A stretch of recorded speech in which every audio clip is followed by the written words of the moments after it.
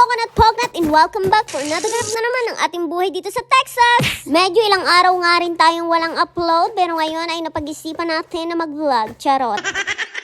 At dahil gugora tayo ngayong darating na weekends, kaya mag-impake na tayo ng ating mga maisusuot. Maliit na maleta nga lang pala ang gagamitin ko dahil kaunti lang naman ang damit ko at maliliit lang ito at kasya na to dyan. Ito nga palang mga outfit ko for the Gora this coming weekend. Isa Shein ko lang ito nabili. Ito nga palang mga isusot kong outfit is mga ternuhan na yan para hindi na ako mag-iisip kung anong ipapartner ko dyan. At dahil 7 days nga tayong mawawala, kaya 7 din ang ating dadalihing damit na ternuhan. Kaya naman kung kayo ay may darating na mga pupuntahan or gagalaan for the bakasyones, bumili na kayo ng outfit sa Shein, murang-mura lang, charot. Pinili ko talaga yung mga tela na kahit na i-fold mo siya, hindi siya mayuyukot. Kaso sa kasamaang palad, may dalawa akong nabili dito na kailangan siyang i-plancha. Bali, plinansya ko na yan, tapos tinupi ko lang ng maayos para hindi naman mayukot ng bonggalicious. Nagdala lang din ako ng 2 leggings just in case na malamig doon, diba? As in, pinagkasya ko lang talaga dito lahat ng aking gagamitin sa aking maliit na maleta. At yung mga pangloob ko naman, inilagay ko sila dito sa organizer bag. Katulad na lang ng underwear, bra, medyas, at saka swimsuit, ay dyan ko siya nilagay. Para mabilis lang din hanapin at hindi pa kalat-kalat. Charot. Bali, nagdala lang ako ng 2 sandals. Tapos, isang chinelas. Ready to go na itong aking busog-lusog na maleta. Charot. Isusunod ko na mga ayusin ang mga kagamitan ni David. At para nga ma-organize din yung mga kagamitan niya, so binilhan ko din siya netong bag organizer. Dito ko nga pala ilalagay yung mga short niya at plinansya ko na rin yan at tinupi ng maayos. Sana lang talaga wag mayukot ng bonggalicious kasi baka walang plancha doon. Ang arte pa naman ni David. Dahil ayaw niya nga magsuot ng yukot na short. Dahil nga may space pa dito, nilagay ko na din dyan yung mga underwear niya. Wala nga masyadong polo si David, kaya kinakailangan ko din siyang bilhan ng ilang piraso lang naman. Dahil more on t-shirt nga yung mga damit ni David. Dahil first time nga naming magbakasyon together ni David ng 1 week, kaya binilhan ko na talaga siya ng outfit. After ko maligpit yung mga damit ni David at saka yung mga short niya, ito magkakape muna tayo. At ito nga palang iniinom ko palagi every morning, ang barley. Ito po yung nakatanggal sa bukol sa aking dibdib. Bisa po siya. Ito na nga ay kinabukasan na at ako nga ay magluluto dahil may inimbite nga ako dito sa bahay na aking mga jumigas. Ipagluluto nga natin sila ng sinigang na hipon. Ito nga palang gabi, nabili ko pa yan sa Hannah's World. Maan nga ako doon nung last time na nagmotorcycle si David para bumili ng gabi, sitaw at saka kangkong, pati na rin yung hipon. As in, yun lang talaga yung binili ko kasi napapakain na rin talaga ako ng sinigang. At dahil nga alis kami sa weekend, kaya naman kailangan ko na itong lutuin para naman ma-share ko rin sa aking mga jumigas dito. Buti na lang talaga may luya pa na natira dito kahit kaunti na lang. Yung talong nga pala inabili ko yan sa HEB kasi mas maganda nga pala yung talong nila kaysa dun sa nabibiling Chinese na talong. Yung Chinese talong, white yung nasa loob niya. Kaya mas pinipili kong gamitin itong American na talong. Bukod sa malaki, charot,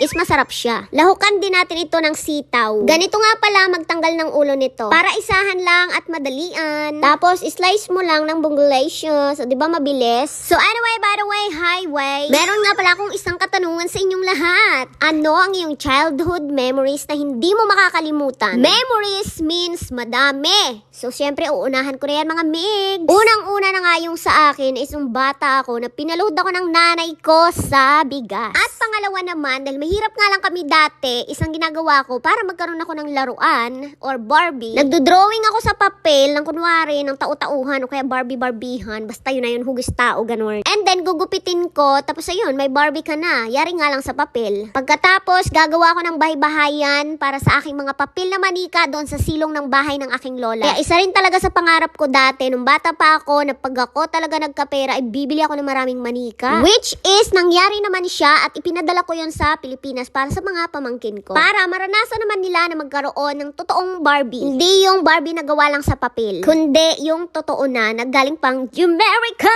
Idi wow, siopaw, diba?